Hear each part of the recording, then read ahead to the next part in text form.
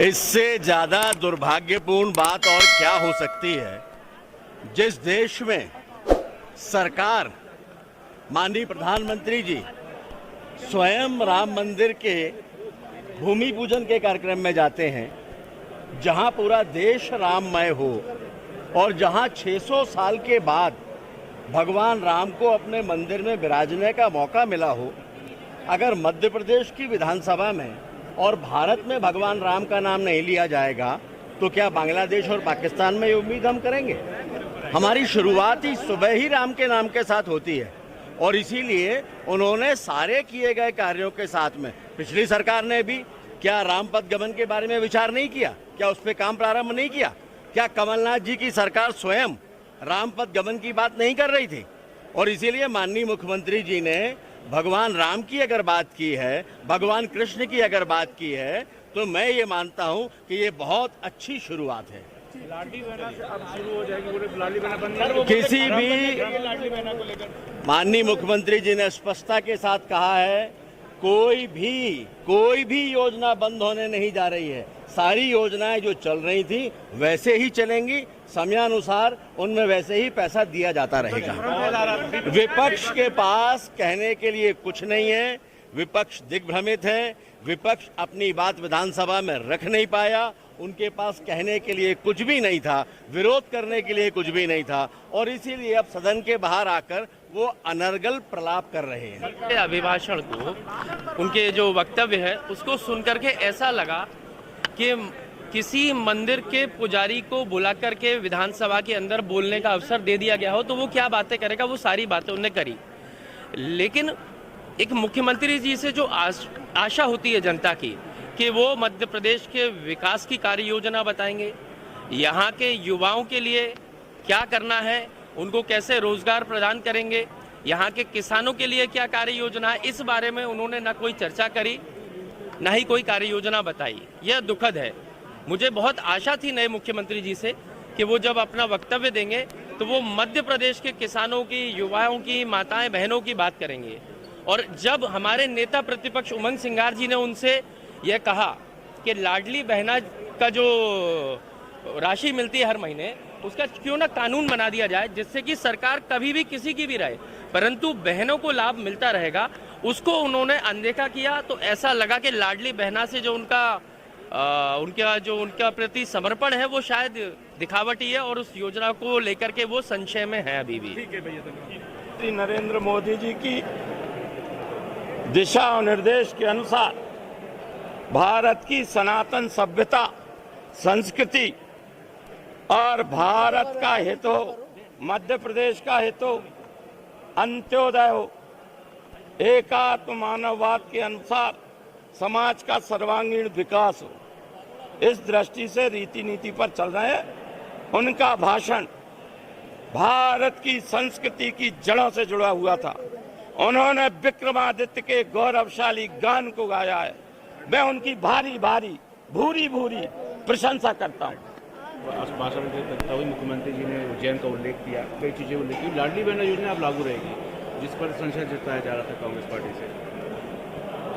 वो लागू रखे, अच्छी बात है, लेकिन यदि मंशा अच्छी है तो राज्यपाल के अभिभाषण में उसको होना था, उसका उल्लेख कि जीत का आधार क्या है। उनने तो जीत का आधार माना कि मोदी की गारंटी है और यदि वो लाडली बहना जारी रखना चाहते तो उसमें कानून बनाने में क्या दिक्कत आ रही हो। सनातन को लेकर एक बार फिर से आवाज उठी है, जो भाषण था मुख्यमंत्री का, उन्होंने हाँ, वो उज्जैन नगरी का इतिहास, धार्मिक महत्ता और ये कह लें कि वैज्ञानिक भी महत्व सब उनने बताया। शायद ये ज्ञान हम लोगों को नहीं था, मैं तो साइंस का स्टूडेंट, शायद ये ज्ञान नहीं था हम लोगों को।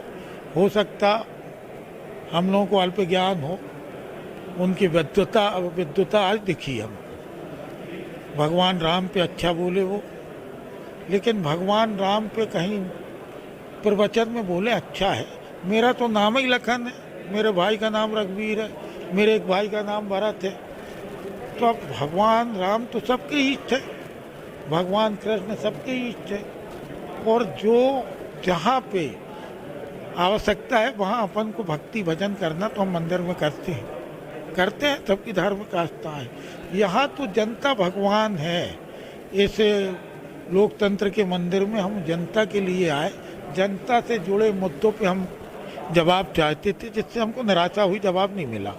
से हटा हुआ था। दूसरी चीज मैं आपको बताना चाहता हूं कि मध्य प्रदेश विधानसभा 2023 का जो भाजपा ने संकल्प पत्र बनाया था मध्य प्रदेश की जनता को और मतदाताओं को कन्विंस कराने के लिए, उन सबसे भटका हुआ भाषण था। और वो धर्म की ठेकेदारी वाली बात करने लग गए कि हम भाजपाई, हम राम जी के, कृष्ण जी के और हिंदू देवी देवताओं के हम ठेकेदार, इस तरह की बात कर रहे थे। मैं मोहन यादव जी से पूछना चाहता हूं और जानना चाहता हूं, मैंने मध्य प्रदेश में 342 मंदिर मैंने बना दिए हैं 9 करोड़ रुपए के, तो क्या मुझे आपसे प्रमाण पत्र लेना पड़ेगा? मुझे भाजपा से सर्टिफिकेट लेना पड़ेगा? हम मानते हैं, दिल में मानने की बात है। और हम पूछते हैं हमारे देवी देवताओं का, क्या मर्यादा पुरुषोत्तम भगवान के बारे में हमको इनसे प्रमाण पत्र लेना पड़ेगा? कृष्ण भगवान के बारे में प्रमाण पत्र लेना पड़ेगा? जो मुख्यमंत्री जी को मध्य प्रदेश की जनता के लिए जो बात कहना थी, मतदाताओं के लिए बात करना थी, सर्वहारा वर्ग के सर्वांगीण विकास के लिए बात करना थी, उससे वो भटके हुए थे। वो टाइम चेंज करने की न बात, मुझे बताओ अपने मोहन यादव जी टाइम चेंज कर सकते हैं क्या मध्य प्रदेश का दुनिया के पॉइंट ऑफ व्यू से? तो जो उनके अधिकार क्षेत्र की बातें और मुद्दे नहीं थे, उन पे फालतू की बात करके सदन का भी टाइम वेस्ट कर रहे थे और मध्य प्रदेश की जनता को मध्य प्रदेश की सरकार की योजनाओं से वंचित भी करते गए। लाडली बहना को लेकर आप लोगों ने बहुत मुद्दा बनाया था, लेकिन अब साफ कर दिया गया कि लाडली बहना योजना जो है वो लागू। देखो, अगर हम हमारे धर्म का पालन नहीं करेंगे, हमको उनके इरादों से लग गया था कि लाडली बहना के 1200 रुपए से बढ़ाकर अभी जो 3000 रुपए जो करना है, न उन्होंने महामहिम राज्यपाल जी के अभिभाषण में एक शब्द लिखा है, ये लाडली बहनाओं का भी अपमान है। दूसरी बात, न कहीं उन्होंने अपने संकल्प पत्र में इस बात को कही थी। शिवराज सिंह जी हर चुनावी सभाओं में बोलते रहे और करोड़ों रुपए उन्होंने विज्ञापन पे और इन पे खर्च कर दिए, लेकिन उनके चुनावी संकल्प पत्र में भी नहीं था। हमको कहीं न कहीं इन पे संदेह था। हम इसलिए लाडली बहनाओं की बात को, उनके अधिकार के लिए हम लड़ते रहे, उस बात को हम उठाते रहे। भाजपा को चाहने के बावजूद भी हम उनको लाडली बहना की योजना की राशि हम बंद नहीं होने देंगे। हम लड़ाई लड़ते रहेंगे लाडली बहनाओं की। आर्थिक को लेकर भी आपने कहा कि मध्य प्रदेश की स्थिति, आर्थिक स्थिति जो सदन में आपने कहा, देखो, मैं कई दिनों से, पिछले कई सत्रों से मैं उठाता आया हूं इस बात को। मैंने जब दूसरे नंबर पे मेरी पार्टी की तरफ से मुझे महामहिम राज्यपाल जी के अभिभाषण पे बोलने का मुझे जो चांस मिला, मैं भाजपा की सरकार से जानना चाहता हूं, डबल इंजन की सरकार से, प्रदेश और देश की सरकार से, दोनों से मैं जानना चाहता हूं कि 5000 करोड़ रुपए हमारे जीएसटी की क्षतिपूर्ति के पिछले 3 साल से केंद्र में रुके हैं, ये क्यों नहीं ला रहे हैं? न पिछले मुख्यमंत्री शिवराज सिंह जी ला पाए, ये वित्त मंत्री जो अभी उप मुख्यमंत्री बने, यही पहले वित्त मंत्री भी थे, तो अभी ये लाकर दें। उसके बाद मध्य प्रदेश के कई विभागों की हमारी राशि केंद्र सरकार के पास रुकी पड़ी है, वो राशि क्यों नहीं ले रहे हैं? उसके बाद केंद्रांश अभी तक जो हम लोगों को 75% मिलता था, अब वो लगभग घट के 60% हो गया है। तो ये तमाम जो बातें हैं जिनको हम उठाते रहे। मैं आपको बताना चाहता हूँ, हम कांग्रेस पार्टी के विधायक अगर कोई प्रश्न लगाते हैं और जानते हैं तो सरकार डंडई करती है और बोलती है कि उत्तर एकत्रित किया, प्रश्न की जानकारी एकत्रित की जा रही है, और एक दिन में 57 प्रश्नों का उत्तर सरकार नहीं देती है, और पूरे की पूरी 15वीं विधानसभा को वो खा गए। तो अभी भी हमको 16वीं विधानसभा की टर्म में भी हमको डर है कि भाजपा नहीं कर पाएगी और इनके बस की बात नहीं। इसलिए हम हमारे धर्म को, मध्य प्रदेश के मतदाताओं ने हमें विपक्ष में जो बिठाया है, तो हम हमारे धर्म का पालन हम निष्ठा से और क्षमता से हम लोग कर रहे हैं।